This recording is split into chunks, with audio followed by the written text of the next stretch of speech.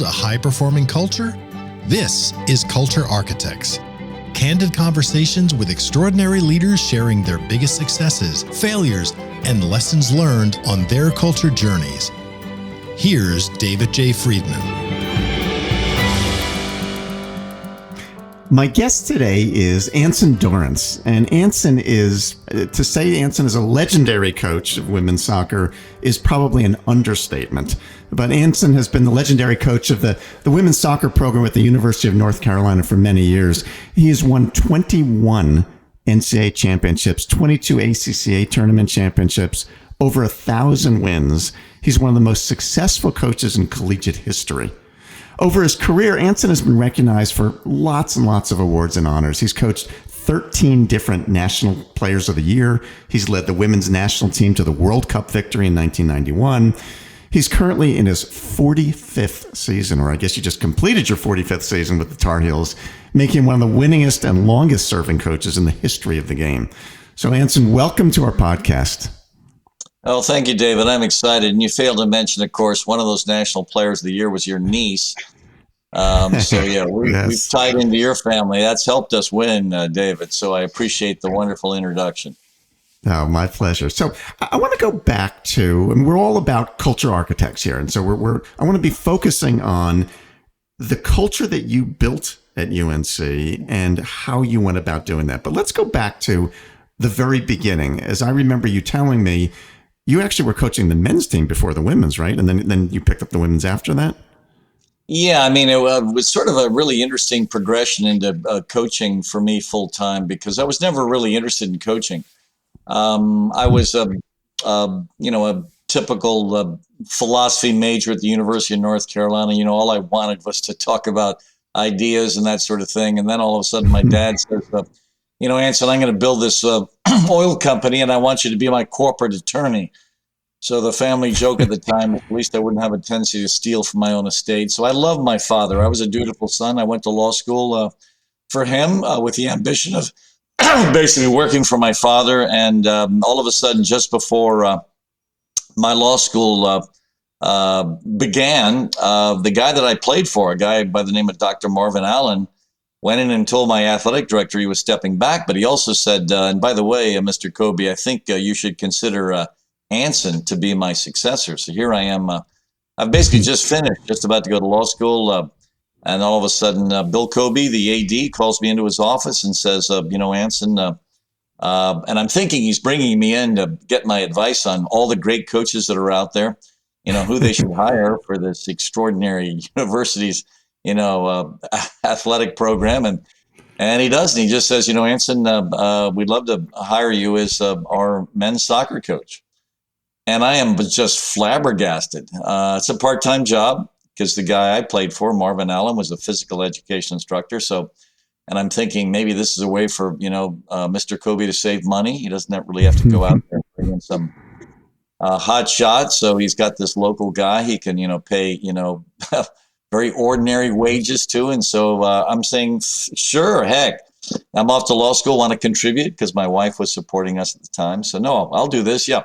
I'll coach the men part-time, get a law degree, and then, I sail off with my dad. It's not what happened. Didn't quite work out that way. No. So what ended up happening is all of a sudden I'm finishing up my law degree. It's taking me 4 years to get the degree. Of course, most people get their law degree in 3 years, but I'm taking one course shy each semester in order to coach. So I'm up, finishing up my law degree in the fourth year, and Mr. Kobe, actually, this is in the spring of my third year. Mm-hmm. He pulled me in to take a look at this women's club that's petitioned for varsity status at the university. And I go out there and I'm watching this team with him. And he asked me at the end of the game, Anson, what do you think? I said, well, I'll tell you, they're well organized. These kids are committed. I think the coach has done a really good job. So now I'm shilling for the coach, shilling for the team. Yeah, I want to have a women's varsity. I think this is the promotion of the game. I'm all into promoting soccer. And all of a sudden he says, well, Anson, if you'll coach this team, I'll make your part-time men's position full-time, coaching both. So all of a sudden, here I am. I'm coaching the men and the women in the fall.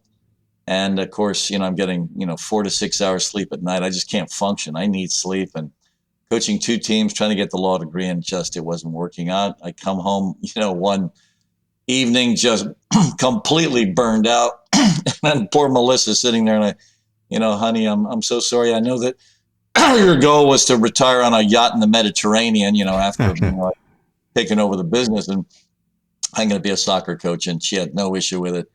She says, Anson, you love this. We're not going to be fabulously rich. We're going to be happy. And that's all that matters to me. And she was so supportive. And so I dropped out of law school and then coached both teams for 10 years. And then since 89, just the women. But for me, it was men 13 years. 10 of those years was with the women. And then since 89, just the women. So it was just, one lucky break for me after another to escape, corporate business world and to spend my life, with young people. Are you kidding me? What a wonderful, fortuitous, break one after another for me. So somewhere early on, you must have had a vision of building a championship kind of program, and not just coaching, but, a vision of, we can build something here that could be lasting, a dynasty of sorts. When did that occur to you, and how did that occur to you? It didn't really occur to me. I guess my initial idea when I was coaching is I wanted to design a program I would love to play in. I just finished playing soccer at the University of North Carolina, and so I wanted to design this program I would love to play in. As Yael, your niece, will tell you, I'm a classical alpha. I want to go into practice and basically dominate everything. So in order to demonstrate I've dominated everything, I wanted to keep scoring everything. So initially, my idea in my training environments was to make them just competitive as can be, but also record who won everything, slap it on a bulletin board. And so that was my initial idea. I wanted to have this program where we were just competing. Fortunately, when I was a young coach, I was invited in to watch Dean Smith, our famous men's basketball coach, legendary coach, work. And, he's the Michael Jordan coach. I mean, everything about Dean Smith was extraordinary. So as this young coach, to be invited in his practices was absolutely wonderful. So I'm there at a practice. I have to sit in a certain part of the gymnasium. And I'm sitting there with my staff, and this basketball manager, walks up to us and hands each of us an outline for that day's practice. And of course, for me, this is just stunning. But I didn't have an outline for practice. Everything for me was off the top of my head. So all of a sudden, Dean Smith is showing me how you should run a practice. You should have some organizational qualities. And all of a sudden, I'm looking out there, and they've got this down to the minute. So every single time the 4 minutes is up when they have to shift from one thing to another, the scorer, the head manager at the scorer's table hits a button and a noise goes off. And then they're all of a sudden sprinting to a different part of the gym, and it goes off again. Now they're sprinting to their water, as they're taking a break, and then sprinting back onto the court. And I'm thinking, my gosh, this is machine-like. I really like the precision of everything. But then I'm noticing something else. Underneath each basket is a manager with a clipboard, and he's recording that day's practice data. If the guy hit or missed a shot, that's recorded. If he boxed out for a rebound in this particular exercise or failed to, that was recorded. If the bigs, the 2v, the 4 bigs were playing a little 2v2 contest under the basket, all the details of that competition were recorded. The free throw shooting was recorded. Everything was recorded. And all of a sudden, at the end of practice, Dean gets the boys together. And all the assistant managers with these clipboards are sprinting to the scorer's table, and there at the scorer's table, the head manager is compiling that day's practice data. As soon as Dean Smith finishes addressing the troops, by this time the manager has literally taken the 15 players in practice and ranked them from 1 to 15. And Dean grabs the list from the manager and he starts reading it off. First 5 guys go to shower immediately. Next 5 guys line up, at the end of the court, and it's, foul line and back, mid-stripe and back, other foul line and back, end line and back, or whatever basketball calls their mid-stripe and end line. And they're just sprinting. And then the last 5 guys, I assume, are sprinting until the end of recorded time. And I think this is unbelievable. So talk about, immediate feedback. Talk about everything counts. Talk about, just competing and everything. This is heaven for me. I would love to compete with everyone and everything. That'll make me a better player, but also I want everyone to know I'm the best player out there. And so all of a sudden we stole it, we soccerized it, we took it to a completely different level. And now it's got a name. We call this thing the Competitive Cauldron. I mean, you'd be shocked, David, how many people bring me in just to talk about the Cauldron. And a lot of different sports have adopted it. A lot of great coaches across the country have adopted these ideas. And that was the initial thrust for me in organizing my team, was to set up these practices of furious competition. And then I started to evolve a bit. And then I realized there were other things involved, you know, this cultural architecture that you're talking about. And it's not just about, you know, how practices run and how we're trying to create a competitive culture in practice. Obviously, that translates onto the field and games. And so these are really positive. But other pieces started to fall in as I gained some experience as a coach. Because I think initially when you're coaching, you're not convinced you're any good at it yet. And so you've got to sort of establish yourself. Right. And so initially for me, coaching was about X's and O's. It was about organizing practice, because that's all I knew. But a part of that was my naivete, to think that that's all that was required. Because obviously as a player, you don't see the whole cultural structure. What you see is the practice. And you don't sort of see the nuances of all the other elements that are absolutely critical. But as I sort of gained some wisdom in my profession, I started to realize there are other things that were, in my opinion, now looking back, even more important. And this is where, you know, I'm one of these guys, and David, you know me, because of my connection with your family, I'm reading business books because I want to try to create these cultures that these business books are telling me about. And so I'm adopting these. You and I had talked about once the core values that you created for the team and how you institute those and how you practice that. Talk a little bit about that. Yeah, that's exactly what I was about to share. So all of a sudden I'm reading all these business books, and, you know, all these business books are telling me that, you know, the great businesses and the great leaders have, you know, ways they want their culture to be. So they have these statements about who they are, you know. We work hard, or, you know, we're this and we're that. They have mission statements. And then all of a sudden they're having their leaders live these statements and exhibit them. And so, of course, with, you know, absolutely no understanding of how this works, I am making these fundamentally, you know, boring statements about the culture I want. We work hard, or we don't whine, or whatever. I'd throw something against the wall hoping it would stick. And nothing really stuck. And then all of a sudden I'm reading the New York Times Magazine, and I'm reading this wonderful piece written by a former PhD candidate at Columbia in Russian literature. And she's telling me the story, you know, through this article about when she attended Columbia. They had just hired a Russian exile poet by the name of Joseph Brodsky. And they bring Brodsky in, and he's this new, you know, professor at Columbia. I guess this new, you know, professor in the United States, just having come over from Russia. And all of a sudden he gets all of his PhD candidates together, including this woman that's writing the story. And he assigns them reams of Russian poetry and Russian literature to memorize. And all of a sudden she's shocked, and everyone else in the room is shocked, and they just can't believe it. So all of a sudden after this meeting, they get together as a cabal, and they start talking about, this is ridiculous. I don't think, you know, Professor Brodsky understands where he is. This is Columbia. You know, this is one of the best universities in the world, and there is no way we're going to go back to elementary school and memorize poetry. This is absurd. Let's go in and tell them that we're expecting a lot more based on who we are. So they all go storming back into his office. And sure enough, Professor Brodsky says, all right, if you guys don't memorize this stuff, none of you guys get your PhDs. And of course, you know, tails firmly tucked between legs. They exit the office. They got to work. And now she's saying this was transformational. All of a sudden, she said the stuff that they were memorizing became a part of their cerebral fabric.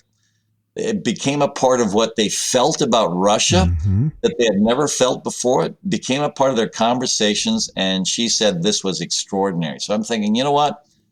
Nothing I've done has really worked. We're going to try this. So we took all of our statements, our cultural statements about, you know, we don't whine, and we attached a motivational quote to each one of them. And we asked every one of our kids to memorize them. So the freshmen come in, they've all memorized. Yeah, L. Averbush has memorized "We Don't Whine," you know, which is a George Bernard Shaw quote about being a force of fortune instead of a feverish, selfish little clod of ailments and grievances, complaining that the world will not devote itself to making you happy. We insist that our culture is a non-whining culture. If we hear anyone whining, they're forced to recite that quote in front of the entire team. We just don't tolerate it.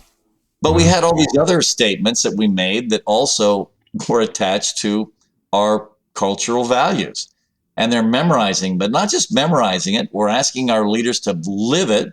And then twice a year, once in the fall, once in the spring, we're asking our student athletes to basically evaluate in a peer evaluation every single teammate against each of our 13 core values. And it's significant. And for years, because this is basically a character evaluation, for years we never shared this with anyone because I was afraid, oh my gosh, we share this with a girl, it's going to devastate her. And it's just, there's no way I want to hurt these young women I'm training and developing. And so I never shared it. And all of a sudden I was so angry with this one girl that she wasn't living the core values. And I finally shared it with her. I shared with her everything her teammates thought about her. And all of a sudden she's sitting across from me in my office in cold silence. I was like, oh my gosh, what a mistake. I shouldn't have done this. I've just devastated this girl.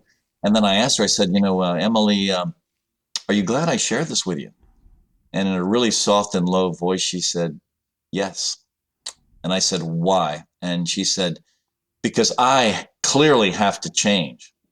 And then the metamorphosis, after I shared with her the opinions of her teammates, was also extraordinary. Wow. We allow all of our seniors to give a departing speech at our banquet in the spring of their senior year. The speech this young woman gave about her change from where she was to where she ended up after she decided she had to change was just an incredible story, one of the best speeches we've ever heard. And here's what's also interesting about adopting this. In the old days, the top award you could win at our banquet was MVP. After we started the core values, it no longer became the top award. The top award basically now is the Kelly Muldoon Award for Character. So the top award at a women's soccer banquet at the University of North Carolina, even after a national championship year, is not MVP. It's the Kelly Muldoon Award for Character. And it's a ranking. It's a peer evaluation ranking. And honestly, David, it has been extraordinary for my culture. So these two things together are significant for us. And we take them very seriously. Every time I have a player conference and I sit down with one of the young women on my team, the first part of the conference, she's reciting her core values. The freshmen memorize 3, the sophomores memorize 3. I'm sorry, they memorize 4 now because every one of them memorizes this new thing we adopted called accountability. They memorize that one as well. So every class, freshmen, sophomores, juniors, seniors, have 4 to memorize, and they recite them for me. I grade them on their recitation, but in preseason, we have fun with it. As soon as the girls come back, the seniors fight the freshmen in this, and the seniors get to pick one freshman that they think is entirely irresponsible, that won't have these quotes memorized. And of course, you can imagine the terror, because the only thing man fears more than death is public speaking. And now this freshman comes in, and she has to recite these core values in front of the entire team. But the freshmen, by the way, generally win this competition, because the seniors don't really know which freshmen are irresponsible yet. But just by asking a couple of questions, the freshmen in no time know the senior that's going to struggle most, the one that's, basically irresponsible. And every class has 1 or 2 that, just, don't take anything that seriously. So the freshmen usually pick the perfect senior to compete with. And now all of a sudden, based on performance, we award, who wins, and then the team that loses, the entire senior class, if they lose, and by the way, generally the seniors lose to the freshmen. They're bent over in the goal as the entire team shoots at their rear ends, and it's just for fun, and everyone's laughing. And then the sophomores play the juniors in this. That's a lot closer because they all know who the, the reprobates are in each class, and so they're pretty accurate in picking out the one that's going to struggle most. But we make it a game in the preseason. But then every single player conference, it's serious. I want them to understand it, but also live it. And I'll tell you, David, they do. They live the culture, and the leaders represent it, and it's wonderful. So when you, I want to go back to when you started doing that. So you heard the professor talk about this, and you said, "All right, we got to try this." When you first did that, you must have had the women roll their eyes and think, "Oh, come on, Anson, we're not going to memorize this crap. Give me a break." Like, how did they respond at first, and how did you respond to that? Well, obviously, they would never say that publicly because they all want to play. So no one's going to, jeopardize their relationship with the head coach because I decide their playing time. So whether or not anyone felt that or thought that, they would never express that to me. So if that occurred, and maybe it did, I never heard it because obviously in front of me, you just said, "This is what we're doing." Yep, they want to play, and so and the freshmen obviously are the ones that desperately want to play because they want to come in, they want to compete to start as freshmen. So there's no issue for an incoming kid to do this. And I can't remember that stretch when we introduced all this, but we've tried all kinds of things. But this thing, I think, did enter the water relatively seamlessly. Because if you think about it, the way we rolled it out is this is about you improving as a human being. And, one of my favorite stories of all times is the story of the famous coach at the University of Chicago. He had just won a national championship. I think the year was in like 1913 or something. Amos Alonzo Stagg. He's the football coach at Chicago, and he wins this national championship. And right after the game, the reporters walk up to him, and one of them says, "Well, Coach, what do you think of your team?" And he gave an extraordinary answer. He said, "I'll tell you in 20 years."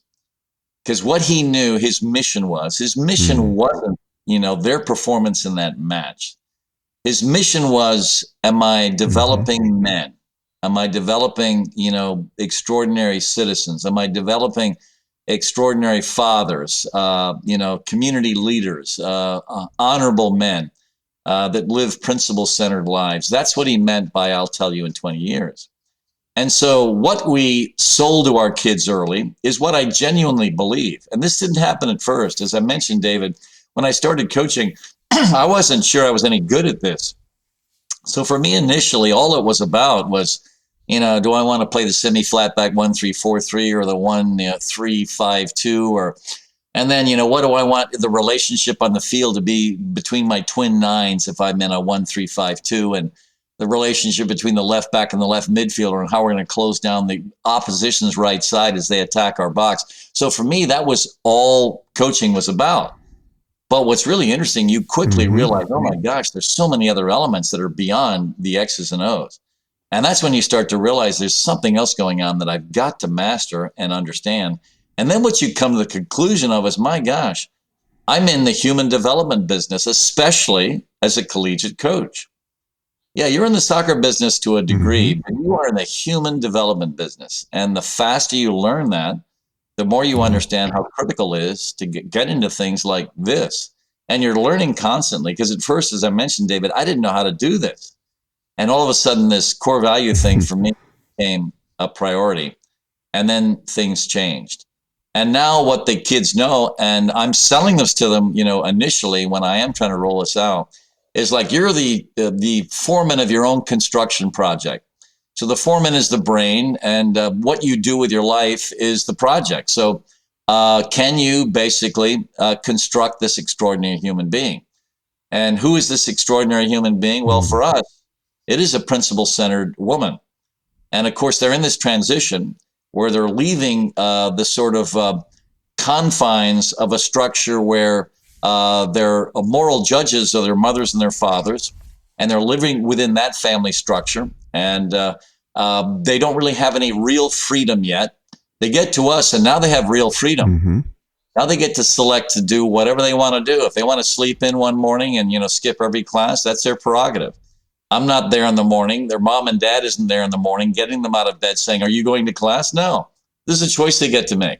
And so now they get to construct who they are. So what a wonderful time to be involved in their lives, because now what we're trying to get them to do is to make good choices. So they're free. They're free from, the tyranny of their mother and father, but, maybe the moral coddling of their mother and father that are helping them with moral choices. And now they get to, just go flying off a cliff. Yeah, you want to go flying off a cliff, feel free. And as you know, the transfer market in college for students is extraordinary. Why? Because the number of kids that flunk out that first semester. There's a whole slew that flunk out. They don't like it, or they don't get the work done. They're making poor choices, and they flunk out. And so the transfer market is extraordinary, even in a college like ours. And it's much easier to transfer into UNC than it is to get into UNC out of high school. And why is that? Because these kids come in, their guardrails are off, and they go flying off the road.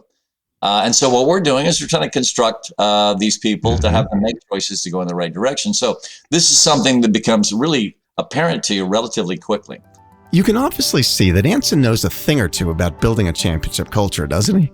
For now, this is a pretty good place to wrap up the first part of our interview. But stay tuned for part 2, where Anson will discuss the qualities he looks for in his players and what he's most proud of over his 45 seasons with the Tar Heels. We'll be back next week with part 2 of my talk with legendary soccer coach Anson Dorrance. This has been Culture Architects with David J. Friedman.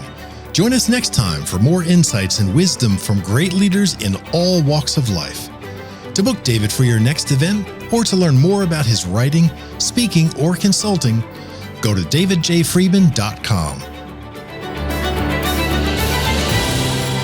Culture Architects with David J. Friedman is a production of CultureWise.